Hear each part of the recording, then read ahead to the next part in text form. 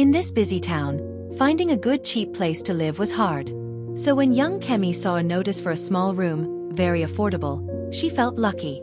The landlady, Mama Nkosi, was an old woman with a kind smile and eyes that seemed to twinkle. Her house was old but clean, and the room was simple, with just a sturdy wooden bed. "It's a very special bed," Mama Nkosi said, her smile not quite reaching her eyes. "Always sleep well, my dear." Kemi just laughed, happy to have a place. That night, Kemi got into the bed.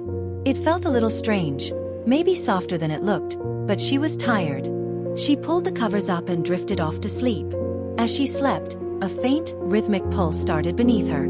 The bed began to sink, slowly, silently, like quicksand. The mattress grew soft, then sticky, pulling her deeper. The next morning, Mama Nkosi hummed as she went to Kemi's room. The door was open, the bed perfectly made, as if no one had ever slept there. Kemi's small bag was gone too. Mama Nkosi smiled, a deep, satisfied smile. Later, when a neighbor asked about the new tenant, Mama Nkosi simply said, "Oh, Kemi? She left very early this morning. She said she found somewhere better." But the neighbor, an old woman named Auntie Bola, had seen many young people come and go from that room, always leaving very early. Auntie Bola grew suspicious. She started watching Mama Nkosi's house. She saw another young man move in, full of hope, just like Kemi. That night, Auntie Bola crept closer to the window of the rented room. She heard a faint, strange gurgling sound. Then, silence. She was terrified. She couldn't believe her eyes. The next morning, the new tenant was also gone very early. According to Mama Nkosi, Auntie Bola knew something was wrong. She remembered an old story, a warning from her grandmother. Beware the bed of the hungry spirit. It was said that long ago, a powerful witch had enchanted a bed to feed an angry earth spirit. In return, the witch gained power and long life. Auntie Bola realized Mama Nkosi wasn't just a landlady.